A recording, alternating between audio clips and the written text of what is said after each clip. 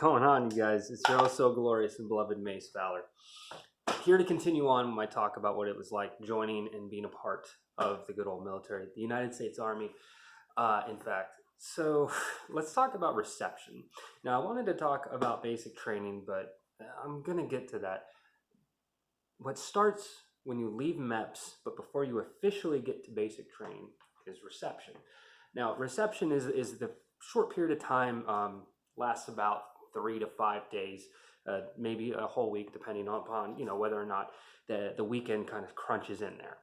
And so what reception is that's you go from MEPS, you get on the plane, you go to the either Fort Benning or Fort Jackson. I'm not going to call it what my drill sergeants called it because it's not very politically correct, but I'm pretty sure you can read between the lines there. They had their own special nickname for it. So I went to Fort Jackson. That's where a lot of support MOSs went. But there were some people that enlisted as support that did go to Fort Benning. But Fort Benning is where the infantry guys go because they also do their AIT there as well. It's basically 4 more weeks or 6 more weeks. I can't remember the exact number. It's an additional amount of time of basic that they have because their AIT is essentially the same as basic, but with some more advanced maneuvers and things like that. But me being a support MOS, I went to Fort Jackson, South Carolina. So we got on the plane from San Diego after MEPS, and we did our swear in and hand on the Bible or whatever it was and signed our contract, and we were off. So got to the airport with a bunch of other people that were all like, hey, we're all brand new, right? So we get on the buses, and we're in civilian clothes. Some people got long hair, some people got beards, some people went ahead of time and shaved their heads off before they even got there. Now, here's the thing with me, though. I was a long-haired liberal kid, hippie, skater boy when I was in high school. My hair was like down to here, and it was really curly and stuff. I did not want the military to take my hair from me. So what we did before I left, we cut my hair. We had like a little family gathering and cut my hair and, made it basically look like this. I didn't want to shave it right then and there. I was going to be in town for like another week, so I didn't want to have it go just yet. So we cut my hair and wow, is that something. I donated it to Locks of Love. Locks of Love or Locks for Love. Basically, they take hair of a certain length and then they basically make wigs out of it, and those wigs can then be given to like cancer patients and stuff. So that's what I did with my long hair. That went on way too long. But so I get we get on the buses out of the air at the airport, and we head to Fort Jackson, which I think we landed in Charlotte, I believe. I think it was probably an hour trip, hour and a half, something like that. And then we get off the bus. Now the thing is the drill sergeants, they're gonna be drill sergeants. They're gonna beat the military into you. They're gonna give you the fear of God, as it were. And that's exactly what they did with us. You got to get off the bus as quickly as you can. I did not realize until reception was over that the way that they were treating us at reception wasn't that bad at all. In fact, they were being extremely lax, extremely nice, extremely chill. And there's a reason for that, because part of the reception process is that a lot of your paperwork from MEPS is getting verified and checked over. You have different physicals and examinations while you're in reception, and they kind of get you set up with your unit, who your drill sergeants are going to be, which company you're going to, and which platoon in that company that you're going to be assigned to. So they're doing all this like bureaucratic paperwork stuff that takes a while. Some people actually get there earlier because I don't know about now, but back when I was when I enlisted, they had a GED program to where you would sign up for the military, and as you get to reception, you're there at reception for like 3 or 4 weeks as a part of a GED program, and you kind of go through this program to get your GED. Why am I saying that so much? Anyway, so I graduated high school. Thankfully, even though I had summer school every single year of high school, I still graduated. I didn't walk though. I did have summer school. Right after summer school, I basically left for the military. The day I was supposed to walk was the day that we transitioned from reception to official basic training, to where that's when our training clock actually starts. So while you're there, they kind of get you all set up. You're supposed to get your gear from CIF. CIF? It's been a long time, and there's so many acronyms, so please forgive me if I forget a couple of them. And I remember one of the things was we had these 2 quarts that we had to carry with us. And we had the option to have camelbacks, but we could only use camelbacks if everyone bought one. So they gave us this thing called a smart card, which had a cash advance on it from our first paycheck. And that cash advance was to be used for us to buy the shit that we needed on this list. You needed to have everything on that list. Not just your CIF stuff, you needed to have everything on that list. And CIF didn't give us everything that was on that list, so we had to use our own money for that. That is like your first taste of the military. The military is always going to expect more from you than they're willing to provide. You can argue that like one way or another, however it is. At the end of the day, I just call BS on it because it's essentially setting you up for failure. Now, you can say, like, oh, well, you get a clothing allowance for that, and your clothing allowance goes up every year. The clothing allowance does not in any way, shape, and or form cover the needed clothing expenses of the typical soldier. We're constantly needing new stuff. I'll discuss that some other time. But so anyway, we have the smart card with a cash advance on it from our paychecks. We go to the little makeshift little PX that they have there. We go and we get the stuff on the list that we need to get. Not everyone got camelbacks. I know I didn't. And I didn't get one because I saw other people not getting them. And the camelbacks that they were selling were like $100. And when you factor it in, it doesn't really leave you a lot of wiggle room for personal hygiene with everything else that's on the list. I'd rather get shampoo and soap with the stuff on my list than a camelback and the stuff on my list and not being able to afford the necessary like toothpaste, toothbrush, all this other stuff. Oh, but anyway, so the first night that we got there, we got off the bus, getting way ahead of myself. By the time we got there, I think it was probably about 9 or 10 at night. So we go off the bus and we go into this room, and we all have to like stand at attention, which, some of us were familiar with what these things were in high school. Sophomore year, I was in junior ROTC. So I was kind of familiar, with, parade rest, attention, blah, blah, blah, and the different like marching, movements and all that shit. I was familiar with these things already. So I kind of had a leg up, but I didn't want to stand out, not at all. So I just kind of went with it. So we're standing at attention and we have our bags in front of us. And so many times at reception, if you have something to declare it now and you will not get in trouble. And they had a contraband bin up front. And if you had contraband, you could put it in the bin. And when they called it the first time, no one came up. They called it a second time. Some people came through and started, willingly putting stuff in the collection bin, came back. And then the drill sergeants started walking through. Now, Drill Sergeant Chadwick, he's going to come up in multiple of my stories. Spoiler alert. But I first met him at reception, and I met him again at drum. I met him again in Afghanistan. Like, this dude just followed my military career. But he was walking through, drill sergeant hat and everything.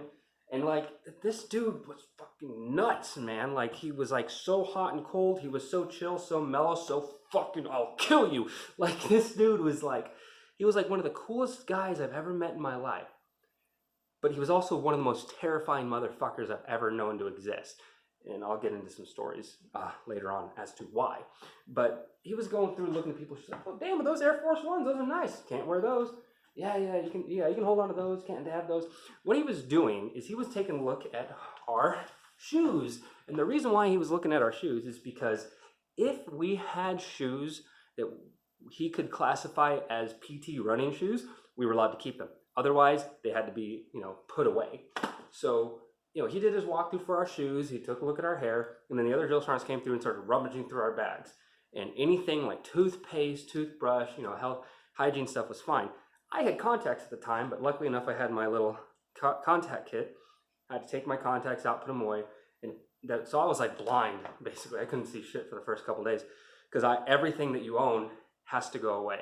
They then follow you into a room. They give you a pair of PTs, and that's what you're wearing for the first few days before you even get issued your ACUs. You're wearing the same pair of PTs constantly. And so we put our stuff in these bags, we changed, and so our civilian clothes are gone, and now here we are wearing just PTs, right? Your physical training uniform. And so then we kind of went over to this barracks, and we stood there forever. Like, it felt like hours. And we're standing there, at attention and formation and everything. And this one dude, this idiot, he locked his knees. You don't want to lock your knees because you'll pass out. Like, that's all I can say. He locked his knees. He's standing there holding his breath and shit. And the next thing you know, he is just gone. He is just out of here. Face right down, like in front of, because he was up at the front. And he was just, and that wasn't the first time I saw something like that in my military career. I saw guys in formation lock their knees all the time. It'd be real funny if like one of the drill sergeants was there in front of him with a checklist, and he sees him starting to like do the wobble about to fall. Drill sergeant would just like step to the side, let it happen, step over him, look on over to the next soldier. So this is how it was. I mean, don't lock your knees. They tell you, like, stand at attention. You don't need to lock your knees. But so we do all this like roll call and verification and everything, and there's some other stuff going on, and they're kind of getting the barracks set up. And then finally we're allowed to file in, and we get assigned where we're going to sleep. And yeah, they assigned everything. That was part of the reason why it took so long, is that they specifically knew exactly where every single individual, exactly where their head was going to lay at night. And I was unfortunate and got the top bunk. Actually, a lot of times in my military career, whenever there was a bunk involved, I unfortunately got the top bunk, which I fucking hated. Because I just don't want to sleep on the top bunk. Bottom bunk is best. But anyway, so we go up there, and it's like 2:30 in the morning or something like that. And we go to bed. We're just exhausted, all of us. And then a couple of hours later, maybe an hour and a half, 2 hours later, it's like 4 o'clock in the fucking morning. Drill Sergeant Skaman, one of my drill sergeants, comes through hooting and hollering, yelling like it's fucking Full Metal Jacket, like ding, ding, ding, ding, ding, like, come on, Americans, get up, no, no, no, no, no. And then, like, oh, Drill Sergeant Skaman, that dude scared the shit out of me, just because he was intense. He himself was not very scary, because a lot of the stuff he would say was like something from Jarhead or Apocalypse Now. Like, he would always like throw out these quotes that a lot of us had heard before. Drill Sergeant Chadwick was super original. Drill Sergeant Skaman, not so much. So we couldn't help but laugh, even though he was being serious, when he yells, like you want to fuck me, snowflake, or whatever. It's like we think of the movies or whatever. So that's another thing that happened in basic that really tragic, is that character arc. But anyway, so we get like no sleep, and then we go and do our reception thing, and one of the things about reception that really stuck out to me, or related to Drill Sergeant Chadwick, Drill Sergeant Chadwick had an interesting way of punishing us, because he would punish us in a very interesting way. And the one way that he would punish us that would get to us the most was with food. And this was towards the later half. This was like a day or two before we're actually officially out of reception. Once they get back your medical charts, they can start smoking you. Once like the medical office has said, hey, they've done their physicals, they're good to go, they can start smoking us. Because some people would go do their medical stuff and they'd be walking on crutches for whatever reason. That's something that happened a lot in basic, is you would have random soldiers on crutches, and they never fell down or anything, but they went to sick call and they came back with crutches, and we're like, you got both legs, your ankles are fine, like, what's the problem? That, like, and the girls, it was always the girls, like, oh, my hips are too wide. That's Silver, I remember. So man, I got stories for days about Silver. She was a South Carolina local, and she talked like this, and she loved to eat chocolate and bread, and yeah, she didn't make it past basic training. They didn't let her go through. She actually gained weight in basic training, because 3/4 of the time that we were there, she was on crutches. So anyway, so food was a big thing for Drill Sergeant Chadwick. So after we got our ACUs and our medical charts were good, and they started smoking us, we weren't acting right. We were still kind of acclimating, and the problem with one of the big things I had a problem with the military, not so much basic training, because that's part of the training environment, but with the military as a whole, if one person fucks up, everybody fucks up. Well, when you're past basic training, when you're past advanced individual training, and you've entered the big bad army, why can't we just be fucking adults? If one person screws up, fuck that guy. Why do we all have to suffer? That makes us bitter towards the leadership instead of bitter towards that one individual. You know what I mean? So anyway, I just think it's stupid outside of a training environment. Well, you're always training in the... Go fuck yourself, okay? I don't want to hear that shit. Sorry about the language. I just get heated when it comes to certain topics about it. Anyway, so to get back on point, we were acting up or whatever, or some people weren't listening or following, like doing their shit just right or whatever, not marching properly or whatever, or not addressing the drill sergeants properly. Like, yes, drill sergeant. And you never said sorry, drill sergeant, because they're like, sorry, you're calling me sorry, drill sergeant? You say, my apologies, drill sergeant, or I am sorry. Or not, no, you don't ever say sorry. You say, my apologies, drill sergeant. I will do better in the future, drill sergeant. You always pull the blame back on yourself. You make sure they don't have no wiggle room. Verbiage is very, very key. Anyway, back on topic. So Drill Sergeant Chadwick took, he would suffer with us. When Drill Sergeant Chadwick would punish us, he would suffer with us. And it was painful. So we're going in for lunch, right? And Drill Sergeant Chadwick is like, you know what, you guys are going to get it. I'm telling you guys are going to get it. Here's what we're going to do. You guys are going to file in here. You're going to get your trays. You're going to sit down. You're going to eat. But the moment that I finish eating, you are all done. And we're out of here. And I was lucky to be middle in line. And so once I got my tray and I sat down, I wolfed my food down. Because I knew what was coming. Like, not exactly, but I knew that it was going to be bad. So everyone was like just sitting, taking their time. And a few of us that were like, fuck this, we're like shoveling our food down, just making sure we get as full as we can. Because you're working out so much that to skip out on a meal, now that's the one thing I think is a little fucked up. That, yeah, in basic training, we did go without meals. There were some occasions where Drill Sergeant Chadwick was like, no, fuck this. You guys aren't eating. You've lost that privilege. And, you know, just when I was in, that you were allowed to get away, they were allowed to get away with it. Hell, before me, there was way worse things that people had to go through with their basic and advanced individual training before my time. So I kind of was at the last leg of the really, I guess you could say bad. I do think it's a little fucked up, but it was very, very effective. Let me fucking tell you, it was super effective. So Drill Sergeant Chadwick, when the last person sat down, Drill Sergeant Chadwick pulled out a cherry tomato. He's like, I'm eating. Get up, you're done. And that was it. And the last dude that finally sat down to eat, he barely even got to touch his food. And there were times where we had less time than that, you know. But those are back in the basic training times. Now, there was one NCO, because, you know, when you have a company, let's see, we had 3 NCOs per company. We had 3 NCOs per platoon in our company, and I think we had 4... We had 3 or 4 platoons. I'm trying to remember properly. Well, no, we had 3 platoons because we were 3rd platoon. And think about Drill Sergeant Chadwick. The thing that freaked me out is the day that we left for reception, she had to sit us down on this soccer field, this track field. And he sat us down. He's like, hey, we're going to take a moment. We're just going to be grown-ups for a minute, and then we're going to go back to big Army talk. But for right now, just huddle around me. Let's have a conversation. So we all sat down under this tree. Our whole company. And he's like, I'm your guys' equal opportunity rep. And it blew my... You're our EO rep, the guy that says the F word, not fuck, the other F word. The guy that calls us a bunch of... Insert homophobic phrase here. Like the guy that says some of the most offensive stuff. He says stuff that makes South Park look like the damn Care Bears, okay? Like this guy says some super off-the-wall offensive things all the time. And he's also our EO rep. And he's like, hey, I take this stuff very seriously. I might say it, but that's part of my job as I'm trying to build you guys up. But if you guys ever feel uncomfortable or there's a line that's been crossed, I take it very seriously, bring it to me.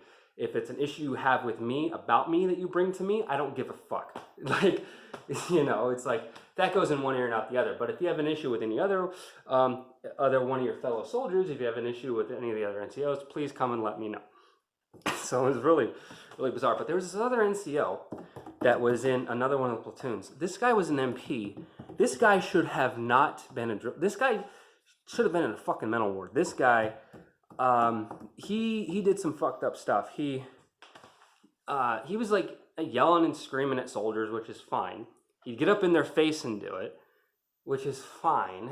But there were times where he would spit on people. There were times where, you know, if people were on the ground doing push-ups smoking, he would take his foot and he would kick them. Not like kick them, but like they'd be doing their push-ups and he'd like push them over with his foot. Which, oh, that's not bad. It's not bad, but the time that I came in the Army, the drill sergeants are not allowed to lay hands on you. In some sort of weird medical scenario or a safety reason, of course they can, but they're not allowed to outright strike you. So something like kicking someone while they're doing push-ups and pushing them off balance, they're not allowed to do that. You know, he would throw stuff at people, like he threw clipboards at soldiers and stuff. And there was one time, this is a story for probably later on, I'll get more specific, but he literally pulled a knife up to someone's throat once. And that was the last time there was ever an issue. They removed him from the company. And they made him work a battalion. So we saw him around, but he was not happy once that happened because he's like, you little snitches. It's like, snitches, dude, come on. You pulled a fucking knife to someone's throat. That's a bit hardcore, okay? Anyway, so yeah, reception wasn't horrible. I remember the day that we were getting ready to go, back on the buses to go to the actual company where we would start basic training. We had all of our CIF stuff in our duffel bags, and you know, we were doing, you know, exercises where we had to hold it above our head. Drill Sergeant Adams, she had us do the cherry pickers, man. These things like 1, 2, 3, 1, 1, 2, 3, 2, 1, 2, 3, 3, 1, 2, 3, 4, like doing this stuff. And then, you know, like any of these, like I never liked, because we would do these up to 200, 250 or however much, and it's like putting your arms out for this long, or you know, holding your weapon out, like very simple things that don't take a lot of physical strength, but you're forced to keep your arms up for so incredibly long. It's draining, and you have like these muscle spasms and shit. So we had one guy that MP drill sergeant that was in charge of another platoon in our company. This one kid is like struggling to keep this thing up, and his arms are like buckling and stuff. And he went over and he hit this kid he hit the kid in the elbow. So, and he was like already weak as it was. And his whole CIF, like his bag just fell like right on top of him. And like he was like just down for the count. Like he was like struggling to get back up. And that was at reception. And that just goes to show you what a piece of shit that drill sergeant was. Because he definitely crossed lines way too many times.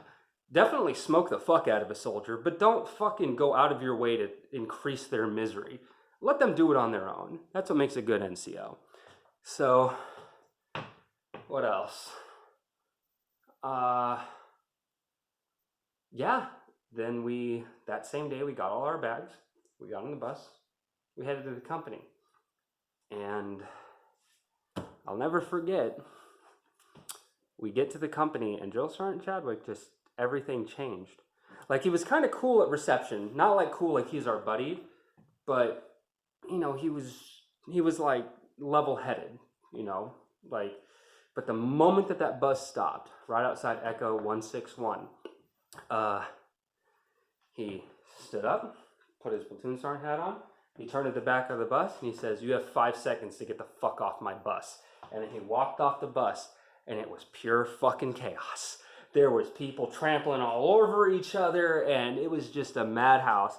And we were like off to the races. And holy hell, I'll save that for the next video. But hey, hopefully you guys found some enjoyment about it. What was your military experience like? What was it like for you at reception? Where did you go to basic training at? Let me know all this stuff down in the comments below. I always like to come in and chime in, and we'll chat back and forth. And if you want to, you know, shit talk this whole video and think that my whole military experience was too soft or whatever, please let me know. You old timers, man, you guys saw some crazy shit. A lot of the new people now, basic's very different. Last I heard, you're allowed to have your cell phone and shit, and you have days off. I don't remember having days off when I was in basic, but you know, whatever. As always, I'm your oh so glorious and beloved MaceValor, signing off.